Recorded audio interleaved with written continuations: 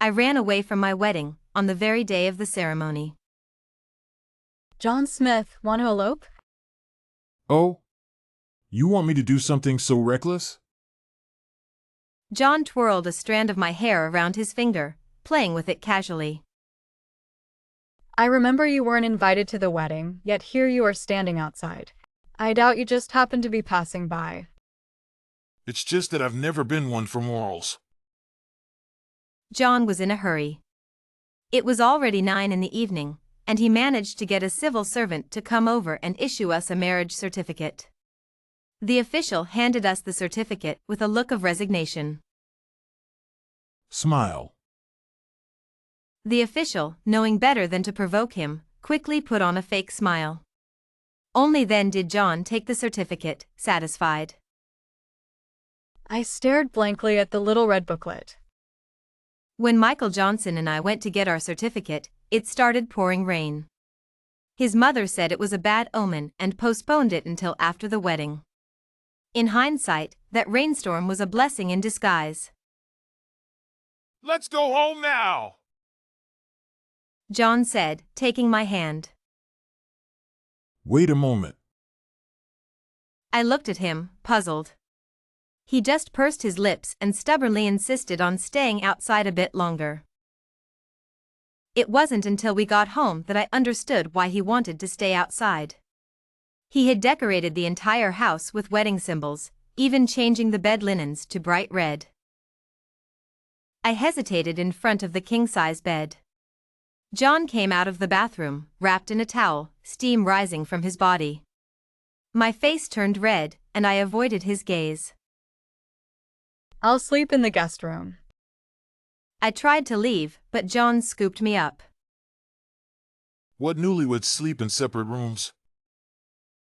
He tossed me onto the bed and leaned over me. What are you doing? Consummating the marriage. His kiss descended fiercely. The towel fell, and the room was filled with intimacy. I lay in John's arms like a fish out of water. He held me gently, soothing me. Let's sleep in the guest room. Why? Do you think that bed is still usable after getting wet? I snapped awake. Chloe, slap him for me.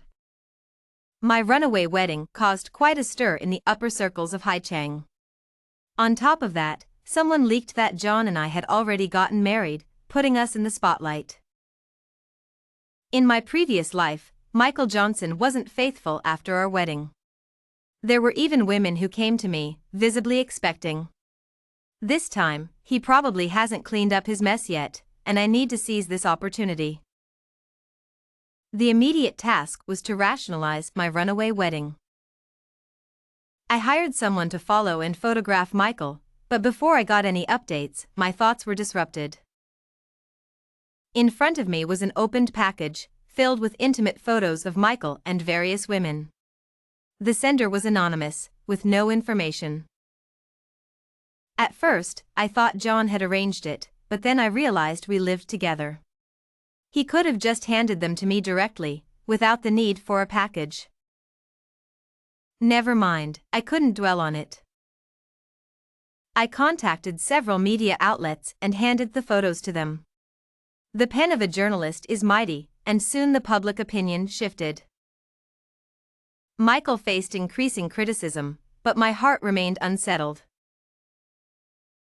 Don't you have a class this afternoon?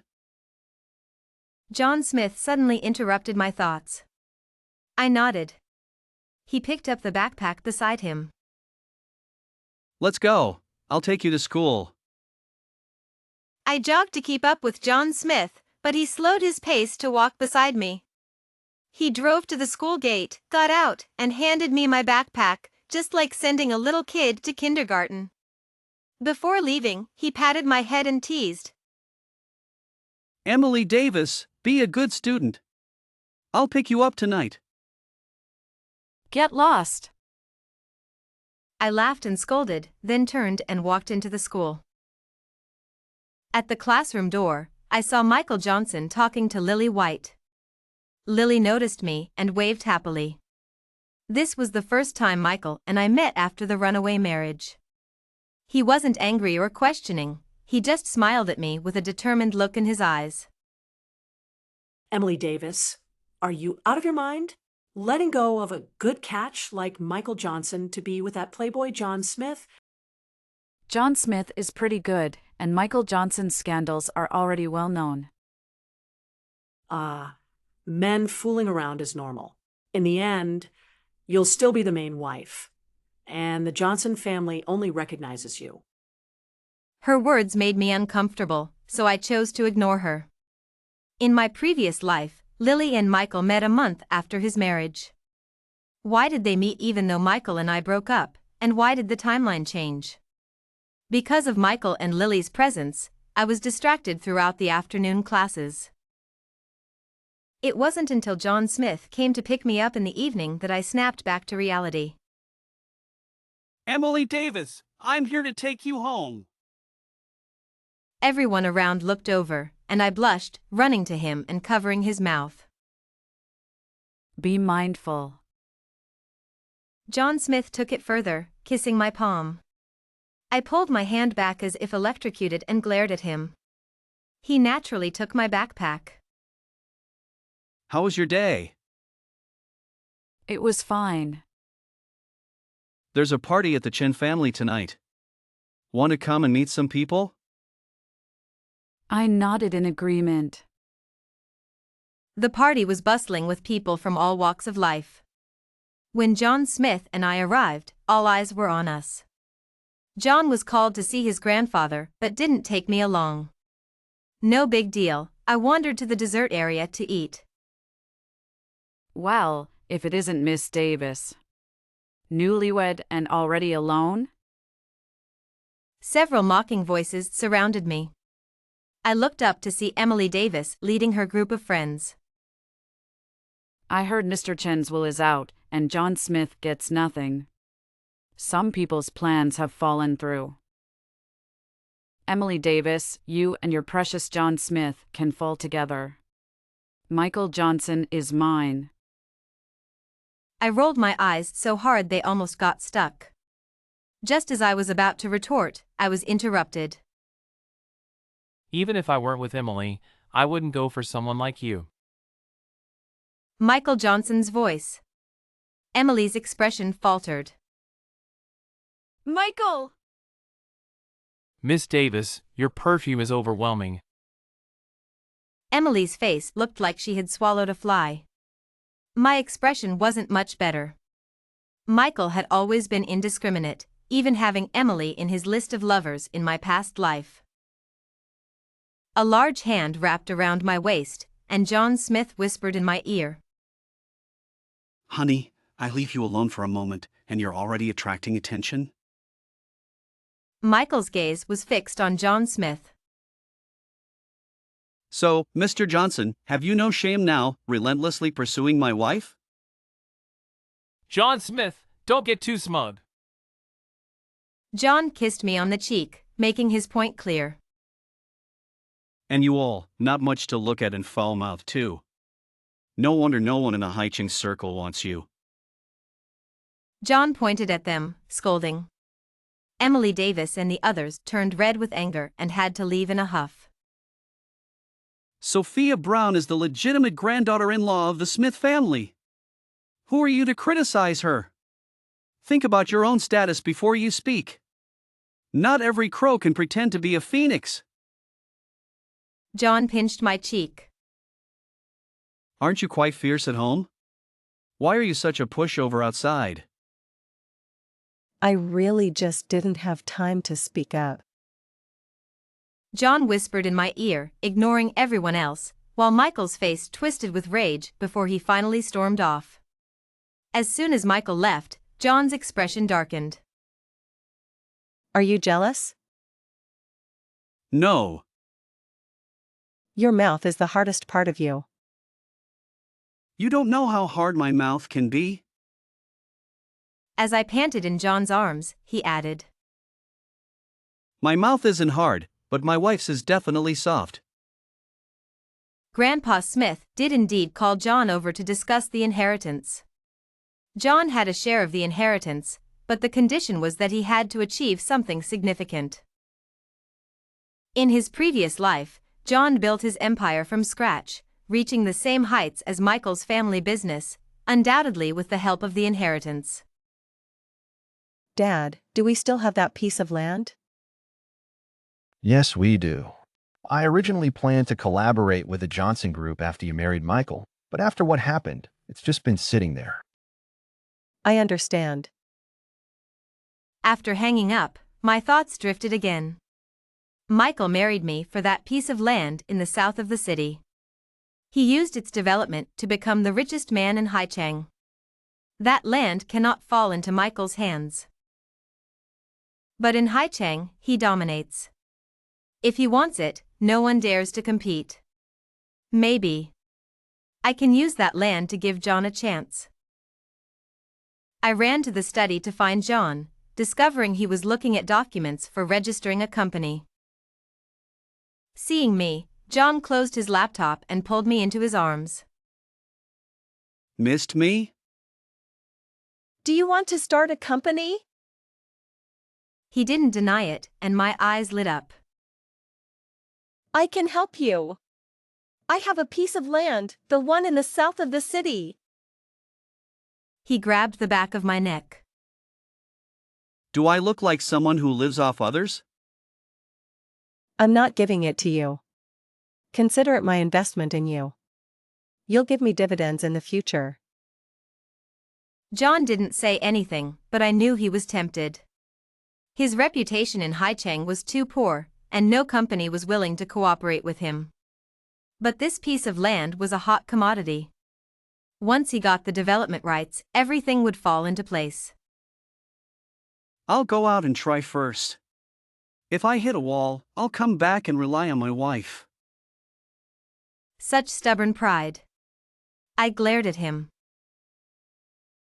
John Smith wasn't joking. He was really busy with the company, leaving early and coming back late every day. Sophia went to school, and he went to work. They were as busy as roommates. John, do you mind me going to school? Why would I? School is great. The higher the education, the more you earn, and you can use it to support me in the future. John always supported all of Sophia's decisions. But Michael Johnson had a different view. What's the use of going to school so much? Becoming Mrs. Johnson gives you everything. Don't go to school, I'll support you. In her past life, Sophia believed his nonsense. In this life, she was determined to study hard. As soon as she entered the classroom, Lily White mysteriously pulled her aside. Sophia, do you want to go to the Prestige Club this weekend? Just the two of us? No, there's also a dorm room from the boys' dormitory. We're having a social gathering. You know, I've been looking for a boyfriend, and I can't miss such a good opportunity. Sophia smiled, watching Lily lie through her teeth. For a social gathering, you should find a single girl, not a married woman like me. I don't get along well with others. All right, let me know the time. The weekend arrived as scheduled. Sophia stepped into Prestige and found the private room Lily mentioned. As expected, there was no social gathering. Michael Johnson was sitting there. Sophia Brown, if you get a divorce, I can let bygones be bygones. Michael Johnson, do you even hear yourself? Divorce? You might as well keep dreaming. I know John Smith is starting a company recently. You don't want him to work too hard, do you? What do you want? With the connections I have, making John Smith's life difficult is as easy as squashing an ant. Sophia slapped Michael without hesitation. Bastard. Sophia Brown, you are mine, and no one can take you away. I'll give you a week. If you don't get a divorce, I'll make sure John Smith loses everything in this city. Sophia returned home like a walking corpse, and John hadn't come back yet. Sitting on the sofa, the silence was terrifying. Tears fell silently, dripping onto her hand. Why can't I defeat Michael Johnson even in this lifetime? Why does John Smith have to lose everything because of me? When John came back, Sophia had fallen asleep on the sofa. She heard him gently hold her. Why are you secretly saving up little pearls while I'm not home? You don't need to work so hard to support your husband, sweetheart. He kissed away her remaining tears with heartache. Through blurry eyes, Sophia saw John's eyes redden. Don't cry. John, is the company doing well recently? It's fine, don't worry. Photos of Sophia meeting Michael were taken and posted online. The headline in red letters was eye-catching. The only person who knew about my meeting with Michael at Prestige was Lily White, and from the photos, it seemed they were taken through a door crack. Sophia stared blankly at the sky outside the window. It seems I need to deal with Lily White quickly. John stormed back angrily. He had just gone to Shanghai for a business trip and was supposed to be there for 3 days. How did he come back on the second day? What's wrong? Are you seeing someone else? You and Michael Johnson. Realizing what he meant, Sophia laughed. John, did you really abandon your business trip and rush back just because of this? John looked a bit embarrassed, but still stood his ground. Don't change the subject. Answer me. Sophia told him the whole story but left out Michael's threat of divorce. John has a quick temper, and if he knew, he would definitely confront Michael. John's expression gradually softened. Finally, he awkwardly moved to her side, squatted in front of her, and hugged her waist with a pitiful look. I'm the only little puppy for my wife. Sophia couldn't help but smile. You finally grew a brain, but it's still a love-struck brain. Don't care. John threatened her fiercely, but to Sophia, it was just a puppy acting cute. John immediately flew back to Shanghai after confirming everything.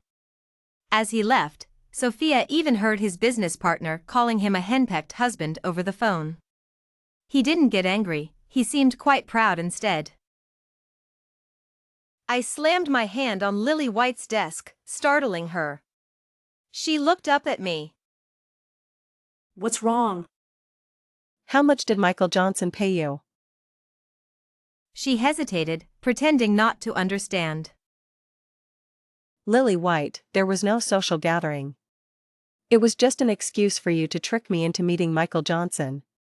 While I still have patience, tell me the truth, and I might let you off. She stammered but still refused to speak. My temper flared, and I grabbed her collar.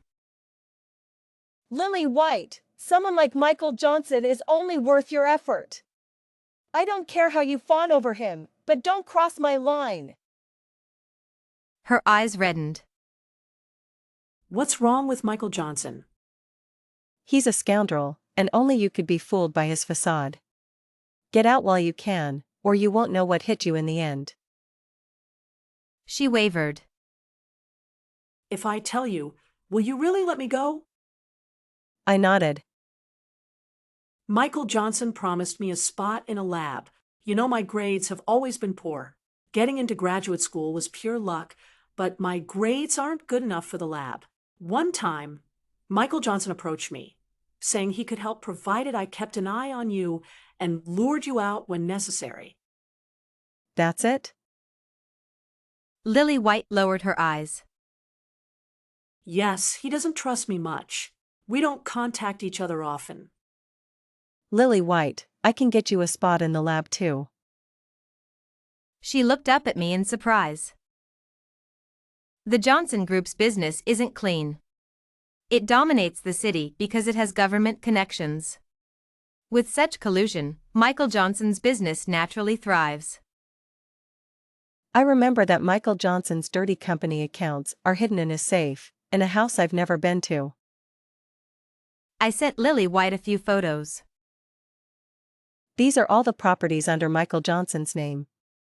I need you to find out which ones he frequents the most and the least, and identify the most regular one. Such important things wouldn't be kept in his usual residence, but he would need to ensure their existence. So, he would visit infrequently but regularly. I saw her hesitation. Lily White, you need to understand that the Johnson Group can't cover everything. I can protect you too. You just need to trust me. She finally made up her mind. Okay, I know what to do. A week passed without any news from Lily White, but Michael Johnson called first. Come to the Prestige. I didn't respond but called John Smith first. When the call connected, John Smith's slightly tipsy voice came through. Honey, what's up? Where are you? John Smith paused. The Prestige. I see. Drink less and come home early. After hanging up, I headed to the Prestige. When I arrived, Michael Johnson was lounging on the sofa, casually watching something. As I got closer, I realized he was watching John Smith, observing him navigate the room with those executives, watching him being played like a puppet. Enjoying the show? In the private room, John Smith was being forced to drink one glass after another. His expression was already grim, but he kept up a forced smile. Mr. Smith, just drinking is boring. How about singing a song? John Smith's hand clenched tightly, as if to embed into his flesh. He lowered his head, and I couldn't see his expression, but it was clear his pride was being trampled. Michael Johnson, what do you want? Sophia, did you like the gift I sent you? I didn't understand what he meant. A gift? I pondered Michael Johnson's words. Wait. The photos. Did you send the photos? Michael Johnson took a sip of his drink with a smile. Yes! At that moment, I felt like a lone person walking on thin ice, trembling, as if standing at the edge of an abyss. Why? How can you catch a fish without some bait? Michael stood up and walked over to me, his hand resting lightly on my waist, closing the distance between us. Get away from me! I tried to push him away, but Michael leaned in close to my ear, his breath warm against my skin. What do you think? If John saw his wife in my arms, would he lose his mind? Madman! I didn't dare to move because Michael held a remote control. With a light press, the only window with one-way glass would be exposed, revealing everything. I can give you the land in the south of the city, just don't harm John. His hand caressed my face gently, his gaze dangerous. I want the land in the south of the city. And I want you too. His gaze lowered, his throat moving. Sophia, with just a few words, I can make John grovel. Why won't you come back to me? These business partners, I can make them refuse to work with John, or I can make them withdraw after agreeing to work with him. Tell me, which is more despairing, never having something or having it and then losing it? Michael's kiss descended. At the last moment, I turned my head away, my voice choked. I agree. Just give me some time. Michael stepped back. 3 days. Meet me at the top floor of the Platinum Hotel in 3 days. John was brought back by someone, reeking of alcohol and barely conscious. I took him from our partner's hands. Damn it, those bastards still won't budge. Clearly stringing us along. Sis-in-law, Take good care of John. He's had a lot to drink. I'll be off now. I forced a smile to see him off. John's head rested on my shoulder, mumbling. Wife smells so good. I knew he wasn't drunk because he wasn't putting any weight on me at all. I couldn't hold back my tears, and John noticed, lifting himself off me to look at me. What's wrong? His hand cupped my face, gently wiping away my tears with his thumb. John, you're working so hard. He hugged me, gently patting my back. Making money for my wife is worth it. John, marrying me must be tough. He chuckled lightly. A little, I have to hold back every night. I laughed through my tears, playfully hitting him on the chest. You're so improper. How can you joke at a time like this? He took my hand and kissed it, then pulled me back into his embrace. Don't overthink, baby. Marrying you is the best decision I've ever made. John's words oddly comforted me, and I gradually stopped crying. After a while, his kisses fell like raindrops, one by one, kissing away my remaining tears. Why are you crying so much lately, little crybaby?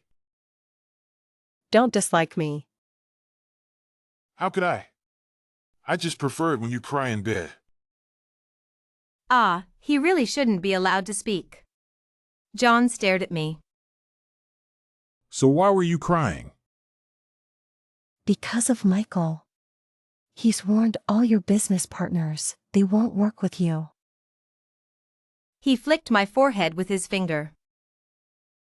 Just because of that? It's serious, okay? Have some backbone. Don't worry, in this world, except for life and death, there's nothing money can't solve. As long as I'm willing to spend, those partners won't turn down money. The unease in my heart didn't dissipate, and I looked into John's eyes, hoping it was true.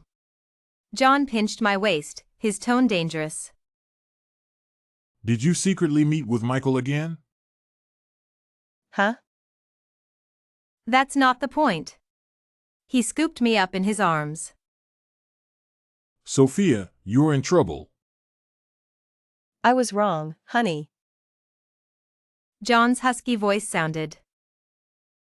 Too late. Despite John Smith assuring me that his company's collaboration was no longer an issue, I still couldn't rest easy. I had to go to the Platinum Hotel, but I wasn't the main character this time. On the third night, Emily Davis and I stood outside the Platinum Hotel, exchanging glances. Is Michael Johnson really inside? Haven't you always wanted to marry Michael Johnson? I can help you, but you need to do me a small favor. What favor? I won't do anything that harms Michael Johnson. No, you just need to keep Michael Johnson occupied for a while. John Smith has been busy with his company, and Michael Johnson has been giving him a hard time. I just want to divert his attention. I promise everything will go smoothly tonight. You know how hard it is to get such a good opportunity with someone as unyielding as Michael Johnson. Emily Davis remained silent, contemplating the feasibility of the plan. After a long pause, she finally spoke. I agree. Then wait for my signal. When I call you up, you come up. Okay. Seeing Emily Davis agree, I felt relieved and headed upstairs. Reaching the top floor, I was granted access all the way. When the attendant swiped the card for me to enter, the sound of running water from the bathroom was still audible. It seemed Michael Johnson was taking a shower. Was this guy really that confident, or did he think I would obediently submit? My attention was drawn to the red wine on the table. Listening to the sounds from the bathroom, I carefully took out the sleeping powder I had prepared from my bag. I had calculated it precisely. 3 pills wouldn't harm him but would ensure he slept soundly. I poured the powder into the wine glass and quietly waited for Michael Johnson. 5 minutes later, he emerged with steam, wrapped only in a towel. Do not look, stay pure, only crave John Smith's body. It's not like you haven't seen it before. Why so shy? Damn, don't slander me. In my past life, I might have looked at you, but in this life, I'm loyal to John Smith.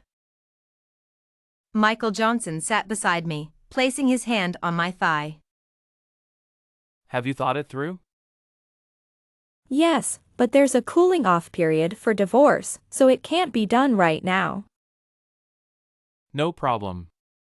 You're already mine, a piece of paper won't make a difference. How about we have a drink to boost my courage? Sure. He picked up the wine glass, swirled it gently, and half closed his eyes. You didn't drug the wine, did you? My heart leaped into my throat, cold sweat trickling down my forehead, and my palms clenched painfully. Damn, his mind works so fast. How could I? John Smith's career is in your hands. I wouldn't dare. Then I want the glass in your hand. I tightened my grip on the glass, paused for a few seconds, then suddenly smiled. All right. I handed him the glass, and Michael Johnson took it with a smile, drinking it down without hesitation. I followed suit and finished mine. Now that the wine is finished, how's your courage? Michael Johnson, can we turn off the lights? Surprisingly, he agreed. He walked to the bedside and turned off all the lights. I slowly moved to the edge of the bed, and Michael Johnson pulled me into his arms, his head buried in my neck, warm breath brushing against my skin. Michael Johnson, I'm a bit tired. Can we rest for a while? Anything for you. 15 minutes later, I felt Michael Johnson's breathing gradually steady. I called his name a few times, but there was no response. Great, the drug worked. I carefully slipped out of Michael Johnson's arms. Of course, I knew he would be suspicious of the wine, so I drugged both glasses. Recently, I've been under a lot of stress from studying for exams and have had trouble sleeping. 3 sleeping pills are nothing to me. But Michael Johnson didn't know that. In my past life, he persuaded me to give up on my exams. In this life, I was already separated from him when I started studying. I stared at Michael Johnson on the bed, his breathing steady, even with a hint of gentleness in his features. How did it go? Everything is ready. Emily Davis's eyes sparkled with excitement as she snatched the card from my hand and rushed into the hotel. I watched her leave with a smile. Whether anything happens or not doesn't matter anymore. Once she gets this chance, she won't let go. I turned to leave, but my phone suddenly rang. I stopped and answered the call. It was Lily White. Sophia Brown. I found it. Where? At Tianlu Bay. Don't forget what you promised me. I always keep my promises. I took one last deep look at the top floor of the Platinum Hotel.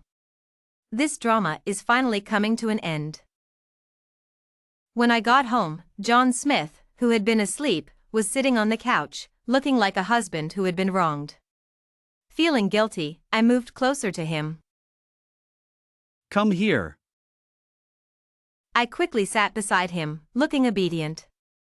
He pinched my cheek, applying some pressure. Been out seeing other dogs again? I promise, this is the last time, and nothing happened.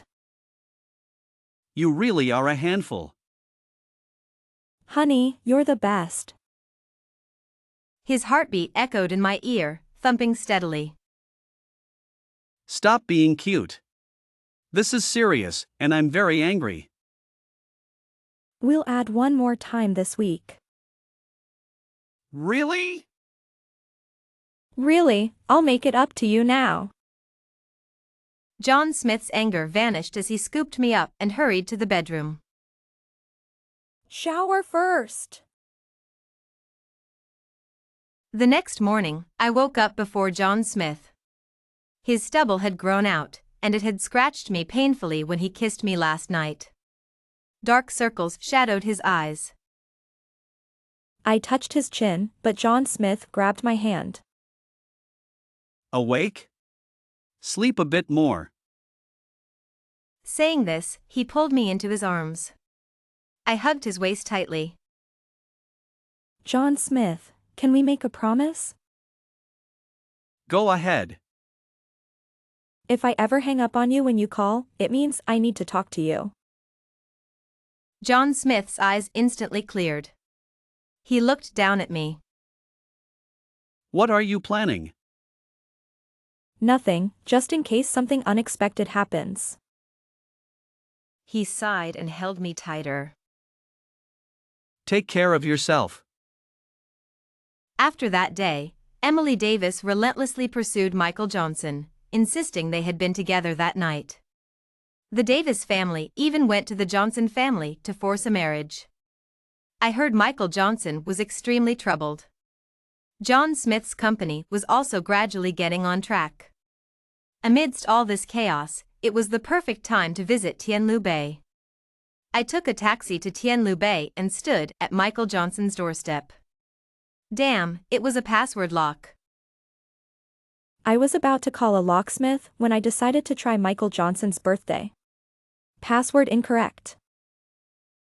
I tried every significant date related to Michael Johnson, but nothing worked. In despair, I entered my own birthday. The door opened. I stared in astonishment at the open door and stepped inside. The room's decor was familiar, reminiscent of the marital home Michael Johnson and I had in a past life. I opened the study door, took a deep breath, and walked in slowly. The safe was placed in the corner of the bookshelf. I sat on the floor, staring at the 4-digit code. I entered my birthday again, but this time it was incorrect. 3 incorrect attempts would trigger the alarm, summoning Michael Johnson. I tried Michael Johnson's birthday, still incorrect. Sweat poured from my palms, and I wiped them on my clothes.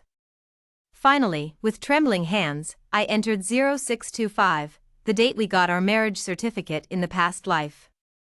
The safe opened. At that moment, I felt like I had fallen into an icy abyss. This meant Michael Johnson had also been reborn. My eyes stung, filling with tears. I blinked, and the tears fell. I fought to control my trembling as I took out the account book inside. I clumsily stuffed the account book into my bag, but the more hurried my actions, the more fiercely the tears fell. In the end, I buried my face in my hands and sobbed. Even though I had mentally prepared myself, facing the truth still left me vulnerable. There was a noise outside, and the next second, the door opened. Through my tear-blurred vision, I saw Michael Johnson standing in the doorway, backlit. Sophia Brown, you still came. When did you know? The day you ran away from the wedding. Michael Johnson approached me step by step. I clutched my bag tightly and hid it behind me. Sophia, I prayed countless times. I hoped this second chance would be mine alone. I really wanted to start over with you, but when you opened the safe, I knew all my hopes were shattered. Sophia Brown, in this life, I haven't done anything to wrong you. I've been trying to love you. Why don't you love me? Michael Johnson, do you really love me? You just can't let go of the person who loved you wholeheartedly in the past life, now giving all her love to another man. Michael Johnson and I stared at each other in silence. Suddenly, the quiet study was pierced by the shrill ring of a phone. It was John Smith. The moment I took out my phone, Michael Johnson snatched it away, quickly hung up, and threw it on the floor. Sophia Brown, should I call you smart or foolish? How dare you walk into the lion's den alone? Michael Johnson, I loved you in the past life. Michael Johnson froze. But you repeatedly sought solace with other women, threatened me with my parents, left me to face family turmoil alone, and crushed my pride underfoot. Michael Johnson, love can be worn away. With a loud bang, the door was kicked open, and John Smith stormed in, full of anger, landing a fierce punch on Michael Johnson's face. Michael Johnson, I've tolerated you for a long time. Sophia Brown is my wife, in this life, the next, and for all eternity. This remark provoked Michael Johnson, who spat out some blood and started fighting back against John Smith. The two were locked in a fierce brawl, and Sophia was watching anxiously. My dear John Smith's face was bruised. In the end, Michael Johnson's face was a mess of bruises, and John Smith wasn't much better off, with the floor even stained. John Smith had the upper hand, landing a final punch on Michael Johnson, who collapsed to the ground, seemingly lifeless. Michael Johnson, you lost. I lost, but not to you. I lost because I loved her. John Smith spat, pulling Sophia away. She tenderly blew on his wounds. As they reached the door, Michael Johnson called her name. Sophia Brown, consider that ledger my atonement. Sophia didn't stop, supporting John Smith as they left Tianlu Bay without looking back. John Smith's injuries weren't severe, just superficial wounds, and the doctor said he would recover with some rest.